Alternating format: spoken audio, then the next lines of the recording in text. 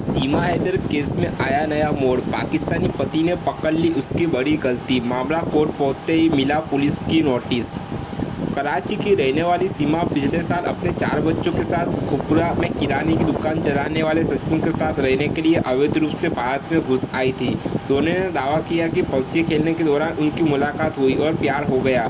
दोनों का दावा है कि पिछली मुलाकात के दौरान उन्होंने कड़माड़ू में शादी कर ली थी। सीमा हैदर की भारतीय युवक से शादी करने का मामला अभी भी पीछा नहीं छोड़ रहा है। दरअसल उनके पाकिस्तानी पति गुलाम हैदर ने इस हफ्ते एक भारतीय वकील मोमिक मलिक के जरिए शहर की एक अदालत का रुख किया है, जिसमें सीमा और उनके साथी सचिन मीना पर धोखाधड़ी का आरोप लगाया गया है। दोनों के खिलाफ कानूनी कार्रवाई की मांग की गई है।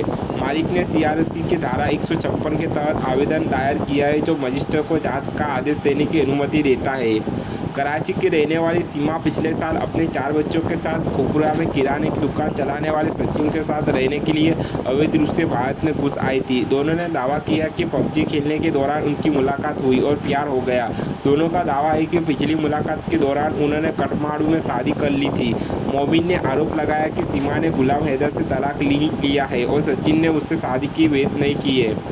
गुरुवार को अतिरिक्त मुख्य न्यायिक मजिस्ट्रेट प्रदीप कुमार कुशवाहा के सामने पेश होकर मोमिन ने दलील की अवैध रूप से भारत में प्रवेश करने के आरोप से गिरफ्तार होने के बाद सीमा ने अपनी जमानत याचिका में गुलाम हैदर को अपने पति के रूप में उल्लेख किया था, जबकि उसने सार्वजनिक तौर पर सचिन से शादी करने का दावा किया था। मामले में अदालत ने नोएडा पुलिस को नोटिस जारी कर 18 अप्रैल तक रिपोर्ट सौंपने को कहा। सीमा और सचिन को नोएडा पुलिस ने पिछले साल 3 जुलाई को विदेशी अधिनियम की धारा 14 और आईपीसी धारा 122B के तहत हरियाणा के बल्लाघाट में गिरफ्तार किया था। उन्हें 7 जुलाई को जमानत दे दी गई थी। सचिन के पिता को भी उनके साथ गिरफ्तार किया गया और बाद में जमानत दे दी गई।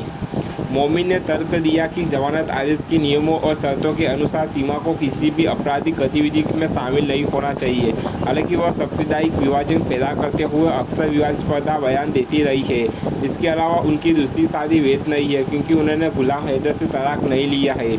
जब सीमा को गिरफ्तार किया गया तो उसने खुद को गुलाम हैदर की पत्नी बताया था।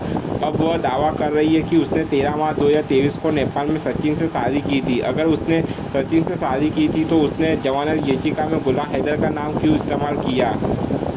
मोमिन ने दोहराया कि उसने अपने पति को धोखा दिया है। जमानत याचिका में अदालत से झूठ बोला और वह अवैध रूप से भारत में रह रही है, इसलिए उनके और उनके सहयोगी के खिलाफ धोखाधड़ी और आपराधिक साजिश के आरोप में प्राथमिकी दर्ज की जानी चाहिए। सीमा और सचिन के वकील एपी सिंह ने कहा कि अदालत में मोमिन का आवेदन एक स्टंट है। सीआरपीसी की किसी पाकिस्तानी नागरिक को भारत में मामला दर्ज करने की अनुमति नहीं देती है। सीमा ने हिंदू धर्म अपनाकर सचिन से शादी कर ली है। पाकिस्तान के मौबिक तलाक की परंपरा है और उसका अपने पति से तलाक हो गया है।